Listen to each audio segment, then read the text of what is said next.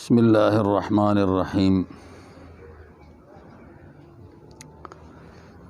نبی کریم صلی اللہ علیہ وسلم جب نماز پڑھاتے تو صحابہ کرام یہ اتحیات پہ جب بیٹھ جاتے نا پھر اس طرح کہتے: السلام علی اللہ، اللہ پر سلامتی ہو، السلام علی جبریل، السلام علی میکائیل، السلام علی محمد، اس طرح کا لفظ کہتے تھے۔ اتحیات اس وقت تک یہ حکم نہیں آیا تھا، اور یہ حضور علیہ السلام نے کہیں سن لیا ان سے۔ حضور علیہ السلام نے فرمایا: اے لوگو، تم یہ مت کہو السلام علی اللہ، کہ اللہ پر سلامتی ہو۔ اس کی وجہ یہ ہے فإن اللہ هو السلام، اللہ تعالیٰ کی اپنی صفت ہے سلام۔ تو اللہ کی جب اپنی صفت ہو گئی سلام کہ وہ ہر حادثے سے سلامت ہے، اس تک کوئی حادثہ یا کوئی آفت پہنچ نہیں سکتی، تو سلامتی کی دعا اس کے لیے کرنی چاہیے۔ جدھر کوئی مصیبت پہنچتی ہے تو تم دعا دے دو یا اللہ اس کے اوپر سلامتی ڈال دے۔ کیا خیال ہے؟ ہم انسان ہیں، زمین ہے، آسمان ہے، ان ساری چیزوں پر ایک حادثہ اور آفت آ سکتی ہے، تو ہم یہ دعا کر لیتے ہیں اللہ تعالیٰ اس کو سلامتی دے دے، تو ہماری دعا جگہ پہ لگ گئی، کیونکہ چیز پر حادثہ آ سکتا تھا اور ہماری دعا کی وجہ سے خدا تعالیٰ نے وہ حادثہ سے بچا دیا۔ اے اللہ زمین کو حادثے سے بچا دے، گھر کو حادثے سے بچا دے، بچوں کو حادثے سے بچا دے۔ تو حادثہ لگ سکتا ہے تب تو ہم کہہ رہے ہیں اللہ بچا دے۔ اللہ تعالیٰ کو کوئی حادثہ لگ نہیں سکتا، تو پھر اس کے لیے یہ دعا مانگنا، یہ دراصل اللہ تعالیٰ کی ذات میں نقصان کو پھر ماننا پڑے گا کہ اللہ کو بھی حادثہ لگتا ہے تب ہم اللہ کے لیے سلامتی کی دعا کر رہے ہیں۔ ایسا مت کہو، وہ خود سلامتی دینے والا ہے، وہیں سے سلامتی آتی ہے۔ بہت سارے لوگ ہیں نا، وہ یہ اپنی طرف سے کہہ دیتے ہیں کہ فلانے نے میرے ساتھ ایسا کیا ایسا کیا۔ اگر کسی نے برا ارادہ کر کے آپ کو کوئی آفت یا مصیبت پہنچانے میں سکیم بنا دی، وہ سکیم تو باذن اللہ پہنچی ہے، اللہ تعالیٰ کا ایک آرڈر ہے، اس تک پہنچی ہے۔ وہ اگلا آدمی گناہ گار ہوا ہے کہ اس نے تیرے ساتھ برائی کا ارادہ کیوں کیا، برائی کی اسکیم کیوں پاس کی۔ اسے چاہیے کہ وہ تیرے ساتھ بھلائی کی اسکیم بنا دے، نہ بھلائی کی بنائے نہ برائی کی بنائے، چلو بے غم رہے، لیکن اس نے بجائے اس کے آپ کے ساتھ برائی کی اسکیم بنا دی، جادو کر لیا یا آپ کے خلاف لوگوں کو ابھارا بلا وجہ، تو وہ گناہ گار ہو جائے گا۔ اور اگر وجہ مل گئی ہے تو وہ گناہ گار نہیں ہے۔ مثلا ہم کافروں کے خلاف سکیم بنا رہے ہیں تو وہاں وجہ ملی ہے کہ وہ خدا کے غدار ہیں۔ منافقوں کے خلاف سکیم بنا رہے ہیں تو وہاں وجہ ملی ہے کہ وہ اللہ تبارک و تعالیٰ کے ساتھ غدار ہیں، ان کا دل کافروں کے ساتھ ہے، ظاہر ہمارے ساتھ ہے۔ کرتے دھرتے کافروں کے لیے ہیں، مسلمانوں کے لیے، اسلام کے لیے صرف نام استعمال کر دیتے ہیں کہ ہم مسلمانوں میں کام کریں گے۔ تو کیسے کریں گے؟ کافر بن کر تو نہیں کر سکتے، لہٰذا نام مسلمان کا استعمال کرو، کافروں کے لیے کام کرو، وہاں سے پذیرائی ملے گی، وہاں سے پیسہ ملے گا۔ یہ ہوتا ہے، وہاں وجہ مل گئی ہے اور بہت بڑی وجہ ہے۔ خیر، پھر اس کے بعد حضور علیہ السلام نے فرمایا جب اتحیات پڑھو تو اتحیات پڑھنے کے اندر یہ پڑھو: التحیات للہ والصلوات والطیبات، السلام علیک ایھا النبی ورحمۃ اللہ وبرکاتہ، السلام علینا وعلی عباد اللہ الصالحین، اشہد ان لا الہ الا اللہ اشہد ان محمدا عبدہ ورسولہ۔ یہ پڑھو، کیونکہ اس میں ایک کلمہ ٹھیک نہیں تھا نا السلام علی اللہ میں، باقی تو ٹھیک ہے، سلام جبریل پر ہو، سلام محمد صلی اللہ علیہ وسلم پر ہو۔ اس کی وجہ یہ ہے کہ یہ تو حادثے آتے ہیں، مخلوق ہے، مخلوق کو تو حادثہ لگتا ہے، لیکن یہ ایک لفظ غلط تھا۔ اب تم یہ پڑھو۔ اب اس میں کیا چیز ہے؟ بندے کا اللہ کے سامنے سپردگی ہے اتحیات میں۔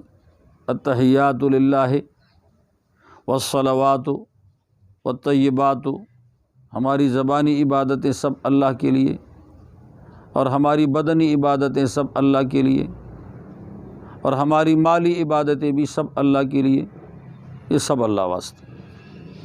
عبادت جب بنے تو اللہ واسطے، مالی بھی آ گئی ہے، پڑھتا نماز ہے لیکن مالی کا تذکرہ بھی آ گیا، اور پڑھتا نماز ہے وہاں پر گفتگو بھی آ گئی، التحیات والصلوات والطیبات، یہ 3 چیزیں آ گئی۔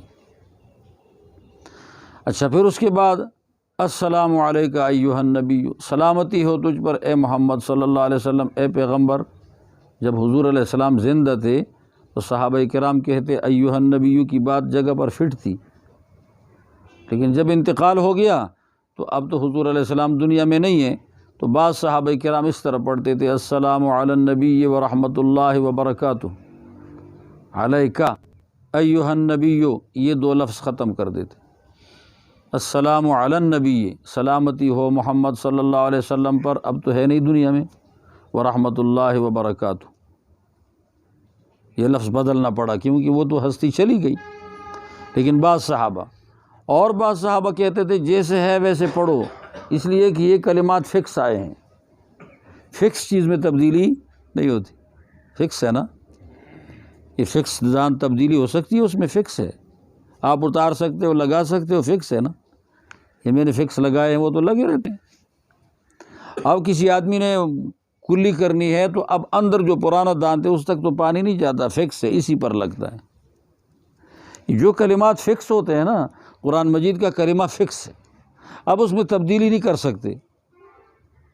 اللہ تعالیٰ نے اپنے نبی سے خطاب کیا یا ایھا النبی قل لازواجک، اب وہ نبی ہے تو نہیں کہ اس کو خطاب کر دے قل لازواجک، بیوی ابھی تو گئی، ابھی فوت ہو گئی، لیکن چونکہ بات فکس تھی تو فکس بات میں عدل بدل اس کی گنجائش نہیں ہوتی، فکس۔ ہاں جو باتیں ایسی ہوں جو فکس نہ ہو تو پھر ظاہر بات ہے اس کے اندر آپ اپنا کلمہ بھی شامل کر سکتے ہو، آپ مراد وہی پیش کرو، فکس نہیں۔ مثلا میں کسی کو پڑھاؤں اور میں اس کو لکھواؤں کہ یہ لفظ یوں لکھنا ہے، یہ فکس ہو گیا، لیکن میں پوری تقریر کر لوں اور وہ لکھتا رہتا ہے، میری وہ مراد اپنے الفاظ میں لکھتا ہے، یہ فکس نہیں ہے، الفاظ اس کے ہیں، مضمون میرا ہے، یہ فکس نہیں۔ لیکن بعض جگہ الفاظ اور مضمون دونوں کو فکس رکھنا پڑتا ہے، جیسے قرآن مجید میں، التحیات میں، مسنون دعاؤں میں، وہ سنت دعائیں جتنی بھی ہیں نا ان میں بھی فکس ہے، عدل بدل کی گنجائش نہیں ہے۔ ورحمۃ اللہ، اور اللہ کی رحمتیں ہوں، وبرکاتہ، اور اللہ تعالیٰ کی طرف سے برکتیں ہوں۔ اب یہ برکتیں آپ دیکھ لینا، حضور پاک علیہ الصلوۃ والسلام نے زندگی گزاری ہے 63 سال، پیغمبرانہ زندگی گزاری ہے 23 سال، کل زندگی 63 سال ہے، لیکن کام وہ ہوا ہے جو کام پچھلے انبیاء علیہ الصلوۃ والسلام کے ہزار سال میں بھی نہ ہو سکا۔ وجہ کیا نکلی ہے؟ وبرکاتہ۔ اور کافر وہ تھے جو اس وقت پچھلے انبیاء علیہ الصلوۃ والسلام کے مقابلے کے کافروں سے بڑے سخت تھے، ہر چیز میں، ہر برائی میں سخت تھے۔ کسی پیغمبر کا واسطہ پڑا ہے تو وہ برائی صرف یہ تھی کہ بدکاری کرتے تھے، کسی کے ساتھ واسطہ پڑا ہے پیغمبر کا لوگوں کے ساتھ، وہ کاروبار میں کرپشن کرتے تھے، دینے کے لیے تول الگ تھا، لینے کے لیے الگ تھا، شعیب علیہ السلام کی قوم۔ اچھا کوئی ایسے تھے جو ظلم کرتے تھے، جیسے موسیٰ علیہ السلام کا مقابلہ فرعون سے ہوا تو وہ ظالم تھا اور باعزت لوگوں کو بے عزت بنا دیا تھا، باعزت کو، بنی اسرائیل اولاد انبیاء ہے، باعزت ہے، ان کو کیا کر دیا؟ بالکل جی بے عزت، بگاری بنا دیا ہے، بگار کر رہے ہیں، تنخواہ پر بھی نہیں کرتے۔ پٹھان لوگ کہتے تھے پرانے زمانے میں غوبنی کول،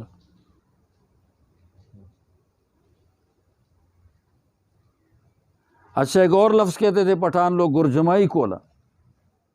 یہ ہے کہ کھانے پہ، کپڑے پہ اور کھانے پہ مزدوری کرو جی، پیسہ الگ تمہارا کچھ بھی نہیں ہوگا، یہ نظام تھا اس زمانے میں، جو کرو گے وہ ہم لیں گے،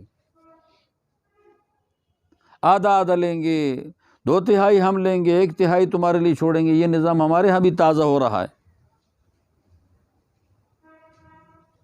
کہ دکاندار دکان کرے، جو بھی کرے، 2/3 ہمارا ہے، 1/3 تم لو، بچوں کو کھلاؤ وغیرہ وغیرہ، یہی کچھ ہے۔ تم جائیدادی دولت مند مالدار نہیں بن سکتے، نہ اجازت ہوگی، بلکہ ہمیں بناؤ گے۔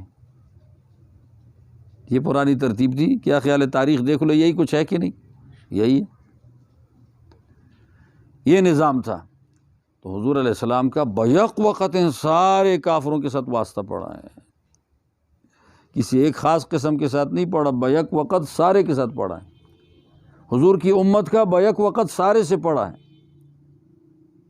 کرپشن والوں سے بھی واسطہ ہے، اور ان دوسرے لین کے واسطہ ہے، اور تیسرے لین کا بھی واسطہ ہے، اور ظالموں کے ساتھ بھی واسطہ ہر وقت موجود ہے اور پڑ رہا ہے. یہ برکتیں ہیں حضور علیہ السلام کی کہ اللہ تبارک و تعالیٰ نے آج تک امت کو باقی رکھا ہے، اور پوری طرح امت باقی ہے.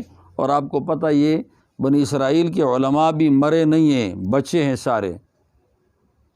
اس لیے کہ وہ جب ظالم آ جاتے تھے تو وہ کہہ دیتے ہمارے لیے یہ فیصلہ بدل دو. اچھا جی، بدل دیتے ہیں.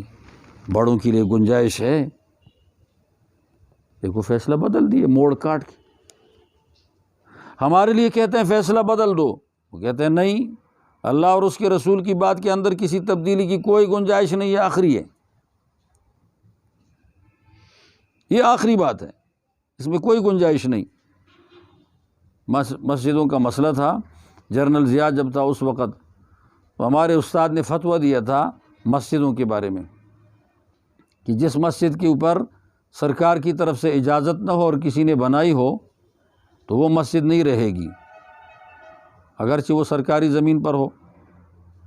تو ہمارے استاد نے بتایا کہ جب سرکار نے عرصے سے اس میں کوئی پوچھا نہیں ہے، اور سرکار کی زمین پر لوگ کالونیاں بناتے ہیں، اور سرکار کی زمین میں لوگ اپنے لیے پلاٹ بناتے ہیں، تو اگر مسجد بنائی گئی اور سرکار نے پوچھا نہیں، رد نہیں کیا، سرکار نے مخالفت نہیں کی، سرکار نے ان کو شروع سے چھوڑ دیا، بعد میں اب کہے کہ یہ مسجد نہیں، وہ مسجد قیامت تک رہے گی.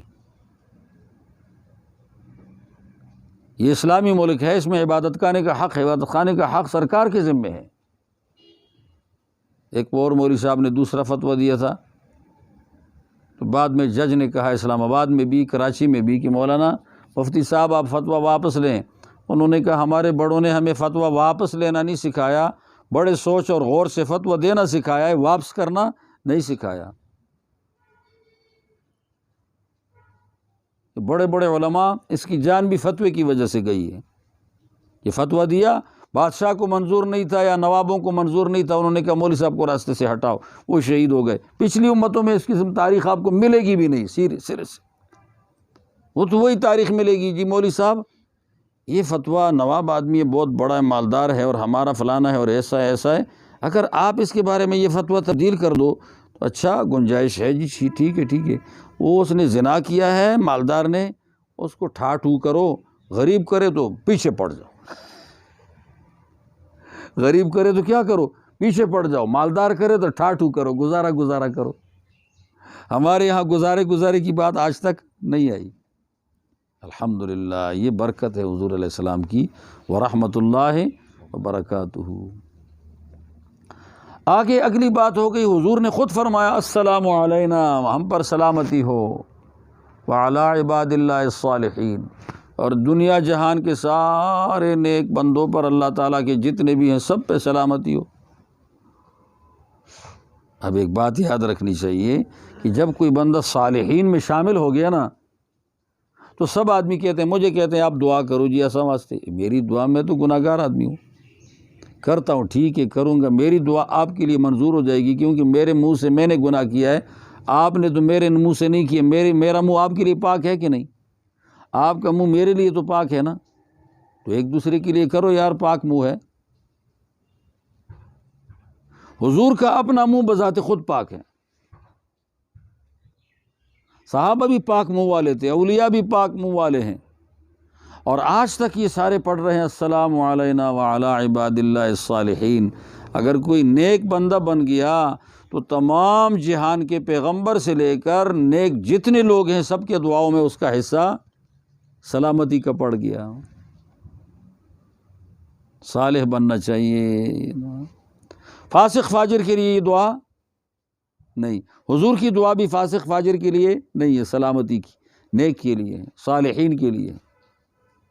میں یہ عرض کرنا چاہتا تھا کہ ہر آدمی کوشش کر لے کہ یار صالحین تو ویسے نام نہیں ہے کہ ہم کسی کا نام صالحین رکھ دیں، بجنا میں بہت سارے صالحین تھے.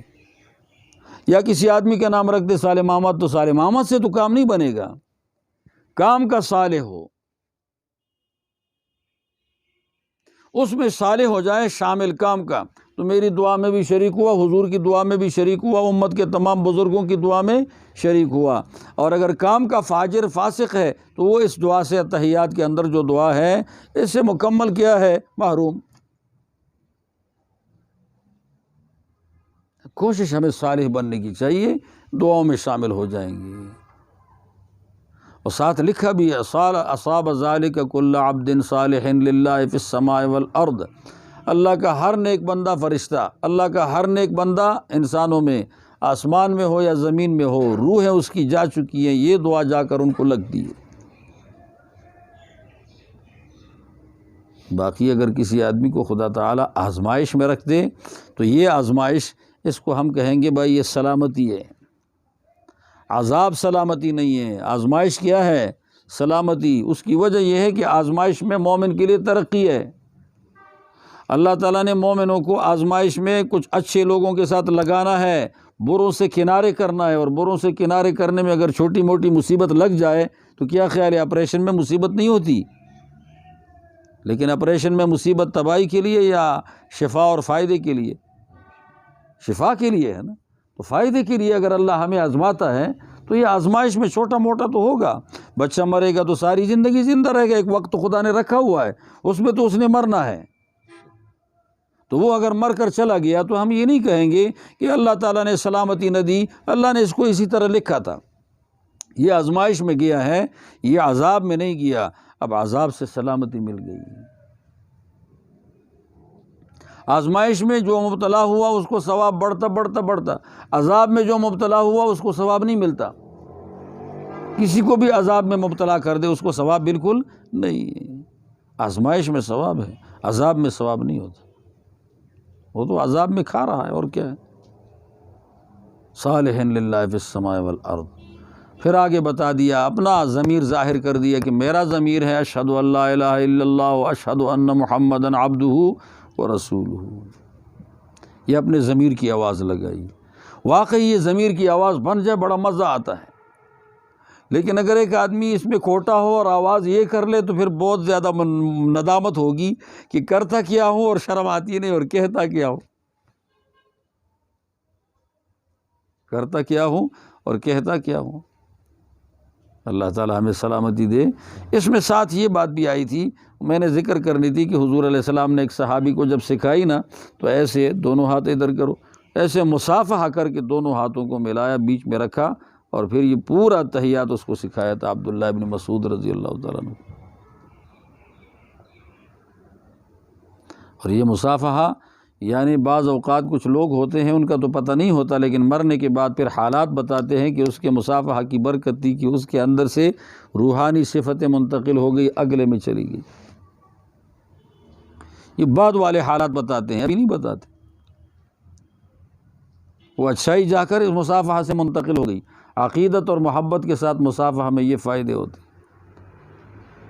سر پہ ہاتھ رکھ دیا، رکھنے کے ساتھ یہاں سکون اور سلامتی اندر چلی گئی، وہ فائدے ہوتے ہیں۔ لیکن یہ ہر کسی کا نہیں ہوتا کہ دنیا کا نواب کسی پہ رکھ دے تو وہاں سے صفات چلی جائے گی، اس کے پاس تو نوابی پڑی ہوئی ہے، وہ باہر نظر آتی ہے، صفات اندر ہے۔ اللہ ہم سب کو توفیق نصیب فرمائے۔ بہت بڑے سیزن میں ہے، منڈی میں ہے، سیزن اور منڈی دونوں چیزوں میں ہم موجود ہیں ابھی ذرا، اور خاص کر جو آدمی داڑھی سفید ہو جائے اس کو اور زیادہ محنت کرنی چاہیے کہ اب تو اس جہان کی طرف قریب ہو گیا ہوں، دوبارہ داڑھی کالی نہیں ہوگی، یہ کالی ہو جائے میں پھر جوان ہوں گا، پھر لڑکا ہو جاؤں گا، عادتوں میں تو لڑکا ہو جائے گا، بچہ بن جائے گا بڑھاپے میں پہنچ کے، لیکن حالات ظاہر میں کبھی بھی یہ بوڑھا آگے جا کر پھر جوان نہیں بن سکتا، بس ابھی جائے گا قبر کے اوپر چلا جائے گا۔ الحمدللہ رب العالمین۔